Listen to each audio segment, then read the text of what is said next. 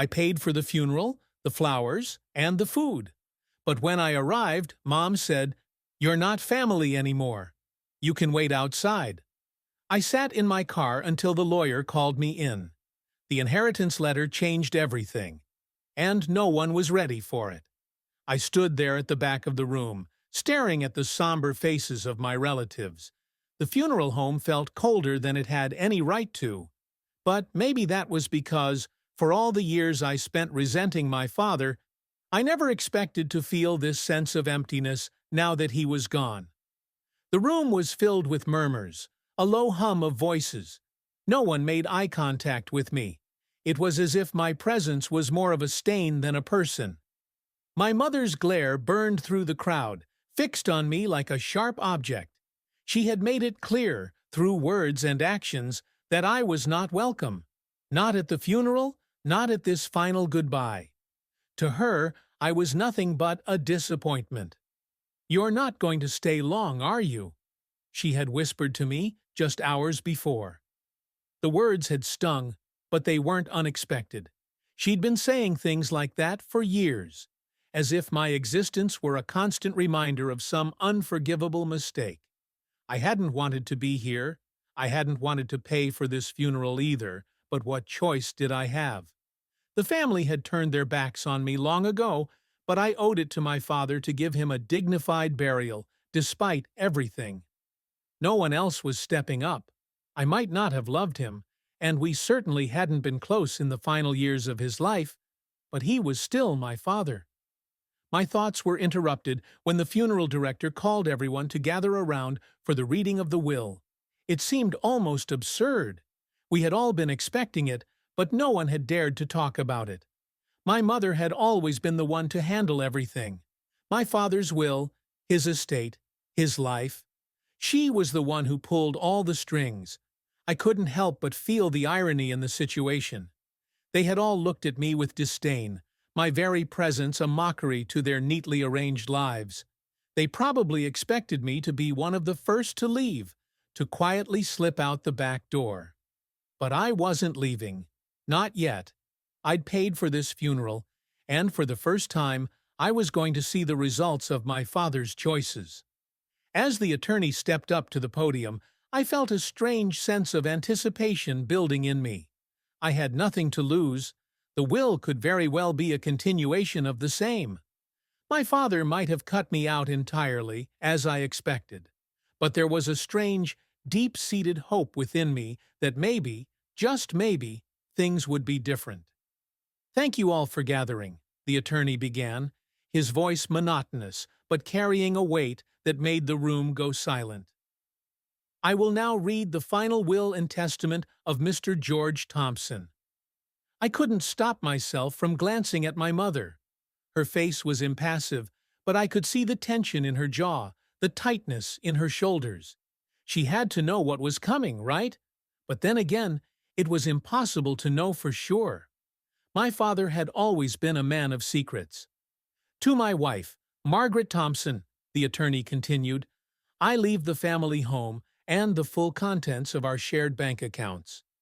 My mother, who had been holding her breath, let it out in a slow sigh, but her relief was short-lived.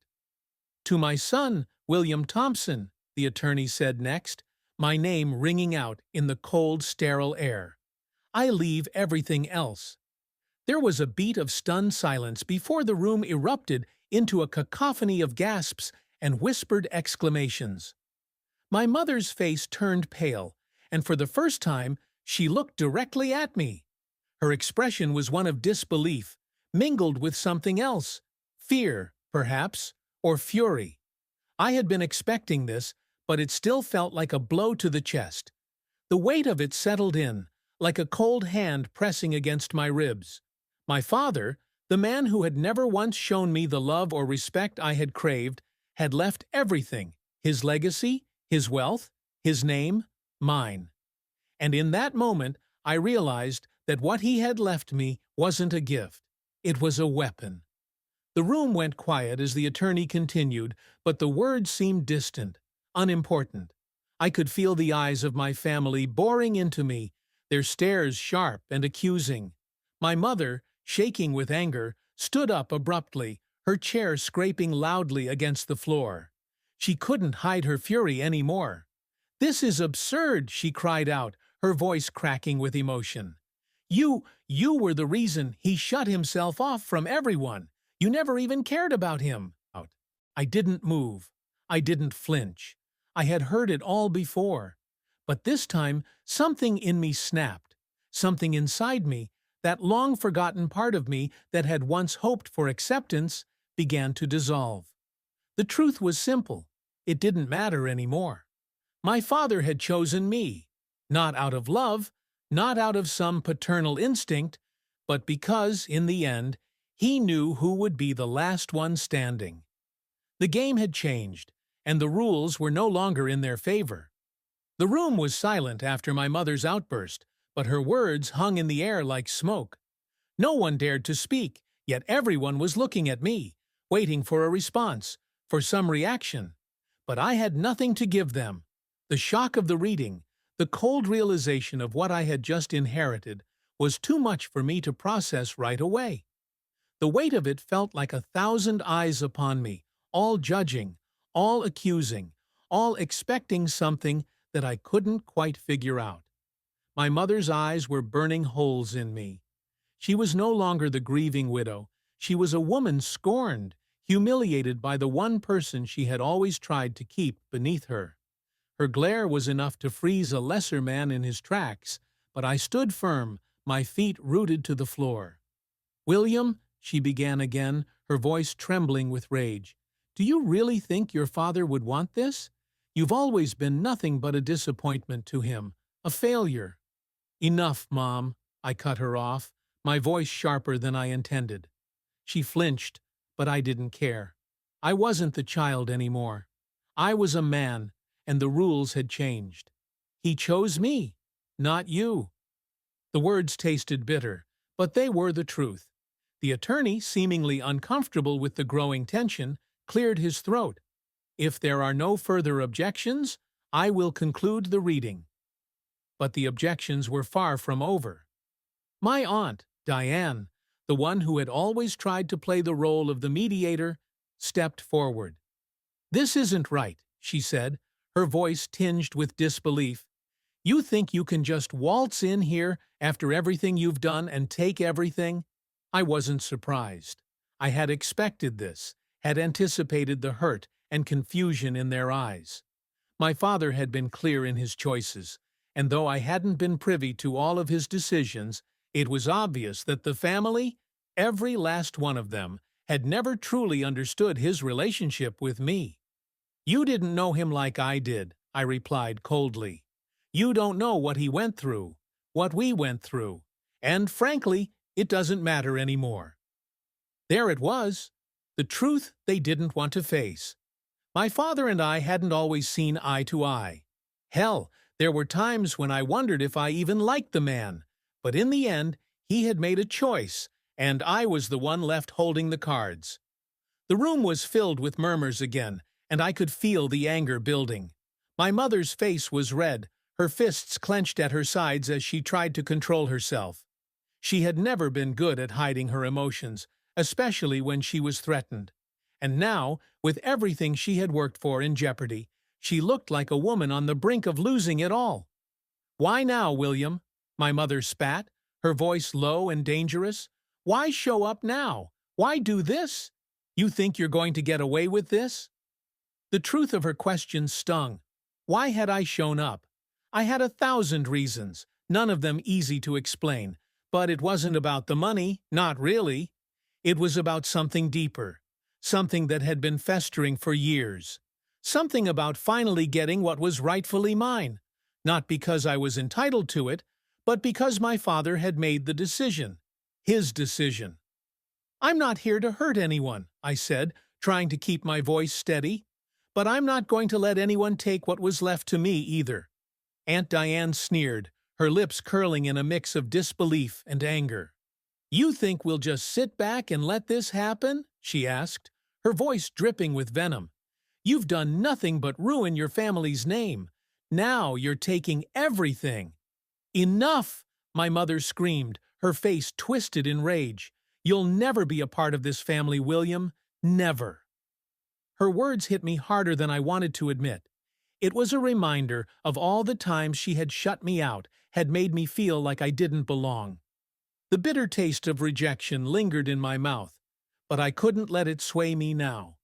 I had made my choice when I decided to be here. Mom, you've made it clear how you feel about me, I said quietly, almost regretfully. But I'm not going to let you control me anymore.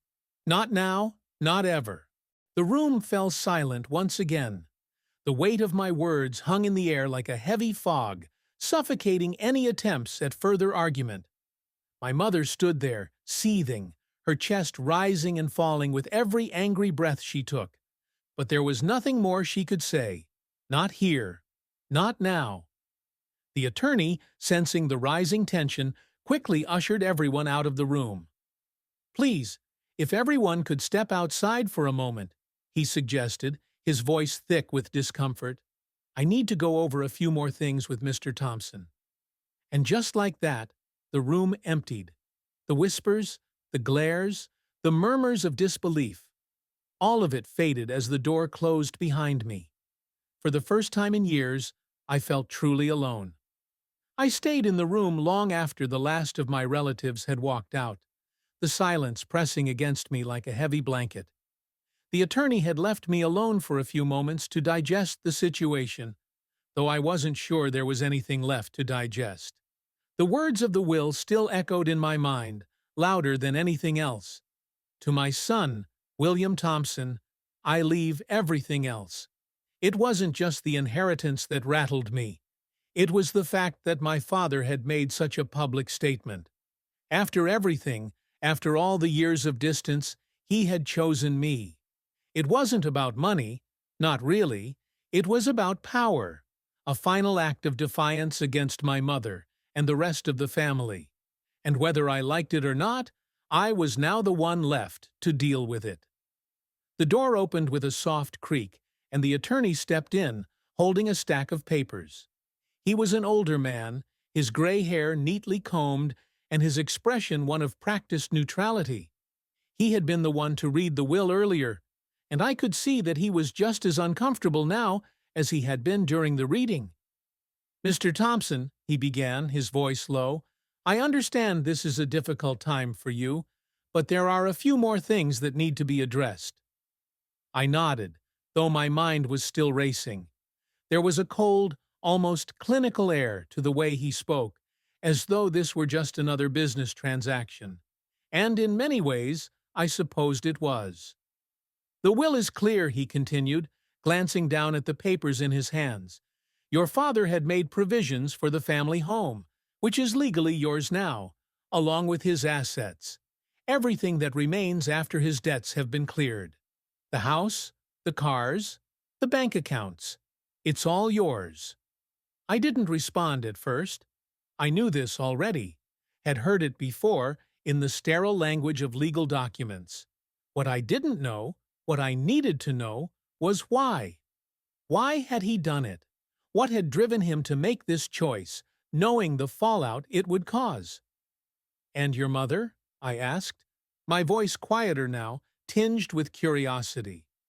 The attorney paused, his fingers tapping lightly on the stack of papers. Your mother retains the right to live in the house for as long as she wishes, he explained, but she does not have any claim over the property or the assets. The rest of the estate is yours. I could feel my heart pounding in my chest as the words sank in. My mother, who had always controlled every aspect of my life, every moment of my childhood, was now, in effect, a guest in her own home. A guest who would have no say in the future of any of this. I felt a surge of something, triumph, perhaps, or just the bitter taste of justice. But it was quickly replaced by something more unsettling, a coldness that crept into my veins. It wasn't about winning anymore. It was about losing everything. My father hadn't just left me his possessions. He had left me the burden of a lifetime of resentment, of anger, and now a family that would want nothing more than to tear me down for what was rightfully mine. The attorney seemed to sense my unease, but he carried on. "There is one more thing," he said, his tone changing ever so slightly. "A clause in your father's will is somewhat unconventional. He left specific instructions for you." I frowned, leaning forward slightly. "What do you mean?" "What instructions?" The attorney placed the papers down and slid one particular document toward me. It was a handwritten note, scrawled in my father's unmistakable handwriting. I picked it up carefully, my fingers tracing the jagged lines of ink, and read the words aloud, more to myself than to the attorney. "William, I've left you everything, but with it comes a responsibility. You owe nothing to the family anymore. They will try to manipulate you, to guilt you into giving up what is yours. But you must stand firm. Do not let them back into your life. They will only drag you down. Protect yourself and your future. This is the last gift I can give you." The words hit me harder than I expected. For a moment, I couldn't breathe. Was this really my father's final message to me? After everything we had been through, after all the times I had begged him for his approval, for his love, this was what he had left me. Not warmth, not an apology, but a cold warning. The attorney looked at me carefully, sensing the weight of the message. Your father's relationship with your mother, and with the rest of the family, was strained. It's clear that he didn't want them to have anything to do with this. He trusted you to make the right decisions, William. I leaned back in my chair, my mind swirling with a mixture of disbelief and something else, something darker. I wasn't just inheriting his belongings. I was inheriting his fight, his hatred, his burden. "Do you want to proceed?" the attorney asked, breaking the silence. "The process of transferring the property and assets to your name can begin immediately." I looked at him, my gaze steady. The family was already angry. I could feel their eyes on me even now, but I had no choice. It was all or nothing. "Yes," I said, my voice firm. "Let's proceed." As I stood up and walked out of the room, the reality of what I was about to do sank in. I wasn't just taking what was left behind. I was stepping into a role I hadn't asked for, a position that came with its own set of rules. The family would fight me. They would accuse me of everything they could think of. But in the end, they wouldn't win. They couldn't, because the only thing left to do was to play the game. And I was going to play it better than anyone else. The days that followed were a blur of paperwork, meetings with the lawyer, and phone calls that I had no desire to answer. I knew it wasn't over. Far from it. But for now, there was a strange stillness, an eerie sense of calm that settled over everything. The house was mine. The money was mine. And yet, I couldn't shake the feeling of impending chaos. The will had left a mark on everyone, not just me.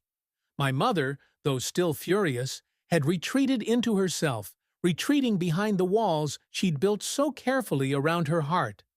But the rest of the family, they weren't so easily dismissed. I could feel the tension rising every time I went into town. Every time I saw one of my relatives, all of them trying to pretend as if nothing had changed. But the truth was clear in the air around me. They all knew it, what I had just inherited, what my father had done, and they weren't happy about it. My phone buzzed constantly, but I ignored it. The last thing I wanted was to get into some drawn-out argument with any of them. I didn't need their calls, their advice, their guilt trips. My father had made his choice, and now it was time for me to make mine. But just when I thought I could take a breath, there was a knock on the door. I opened it without thinking, expecting one of the usual people. A cousin, maybe. An old family friend. What I didn't expect was to see my mother standing on the other side, her expression unreadable. I didn't invite her in. I didn't want her here. But I couldn't deny the knot in my stomach at the sight of her, standing in the doorway of the house I had inherited, a house she had once ruled with such authority. "You're not going to answer my calls," she said, her voice colder than I had ever heard it. "And you won't even let me speak to you." I didn't respond immediately. I couldn't.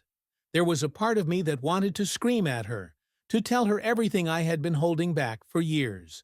But there was also another part, smaller, quieter, that still wanted her approval, that still needed her to look at me like she cared. But that part was dying quickly, fading into the past with every cold word she spoke.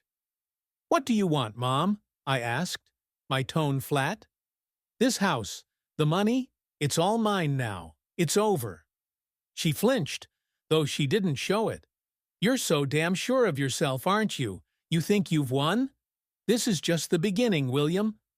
I felt a jolt of confusion. "What are you talking about?"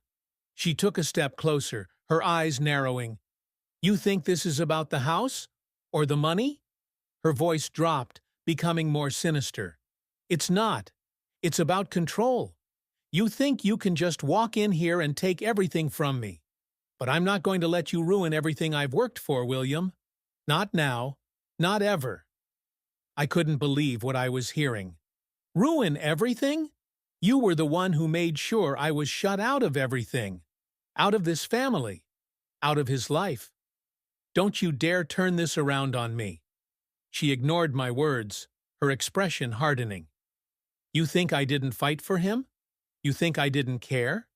You know nothing about the sacrifices I made, the things I did for this family, and now you want to tear it all down because of some damn will? You think you're better than me?"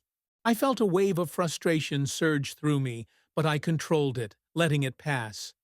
"I didn't ask for any of this, Mom. He made his choice. Not me. You have no one to blame but yourself." For a moment she said nothing, her face twisted as if she were trying to control the emotion that threatened to spill over. Then, almost like she was saying it to herself more than to me, she muttered, "This isn't over, William. I'll make sure of that."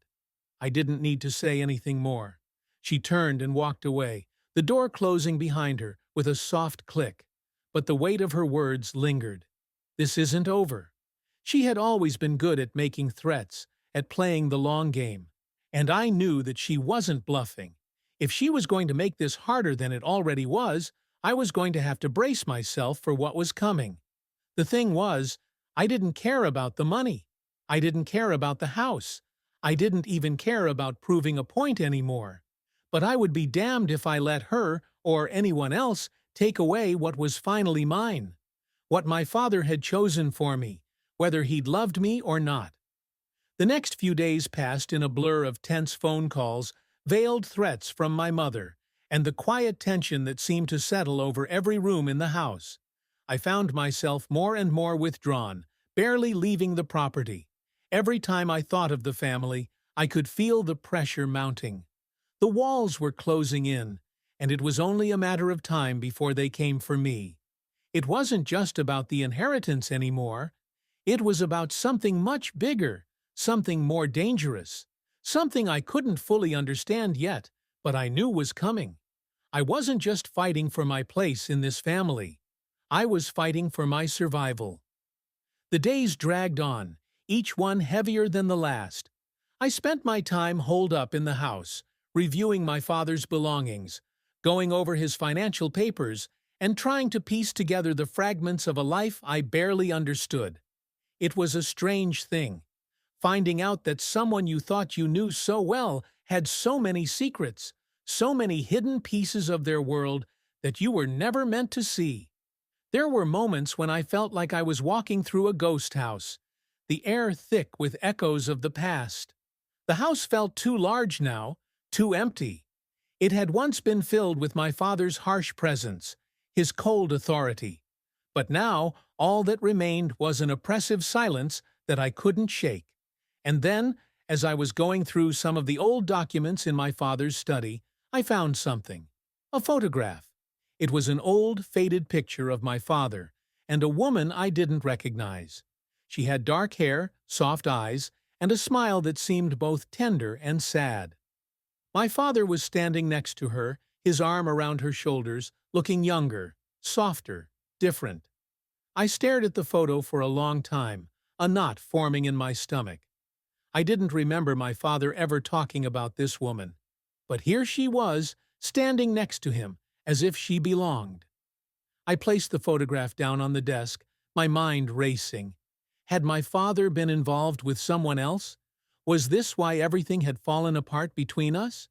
Why had he kept this a secret? My thoughts were interrupted by the sound of the doorbell ringing. I stood up abruptly, my heart skipping a beat. It was strange. No one had come to visit me in days. I had expected my family to keep their distance, to let things settle, but it seemed they had other plans. I walked cautiously to the door and opened it, only to find someone I hadn't expected. My cousin, Rachel. She was standing on the porch, her arms crossed tightly over her chest, a nervous look on her face. "Hey," she said, her voice hesitant. "Can I come in? We need to talk." I didn't invite her in immediately, but I stepped aside, motioning for her to enter. I hadn't spoken to Rachel in years, not since the fallout at the family reunion, when I had stopped talking to everyone. But there she was, looking as out of place as I felt. She sat down on the couch without waiting for an invitation, her eyes scanning the room before finally landing on me. "I wasn't sure you'd want to see me," she said quietly, her fingers nervously twisting the hem of her shirt. "But I need to say something. Something important." I raised an eyebrow. "What's going on, Rachel?" She hesitated, clearly choosing her words carefully. "It's about your father." I leaned against the doorframe, bracing myself. "What about him?" Rachel took a deep breath before speaking again, her voice barely above a whisper. "There's something you don't know, something you need to know about his past." My pulse quickened. "What are you talking about?" She shifted uncomfortably in her seat. "That woman in the photograph. She wasn't just some fling or a random part of his life. She was someone he was serious about. They were close, very close, and they had a son together." The words hit me like a blow to the chest. "A son? What do you mean, a son?" Rachel looked away, clearly struggling with the weight of what she was about to say. "Your father had a child with her, a child he kept hidden from everyone. That's why things were so strained between you two.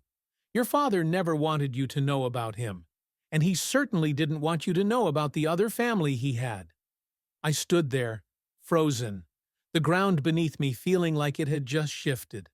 "You're telling me my father had another son? A brother I never knew about?" Rachel nodded slowly. "Yes, and he's still out there. He doesn't know you exist. But your father left him something, too. A small inheritance. Not much, but enough to get by." I felt the blood drain from my face. The room spun. My head was spinning with all the information, all the things I'd never known. "Why didn't anyone tell me this before?" Rachel shook her head. "I don't know, but I think your father was afraid. Afraid of what it would do to you. He didn't want to lose you. Not completely." I clenched my jaw, the anger rising in my chest. So, what? He had another family this whole time? Another son? And I didn't know anything about it?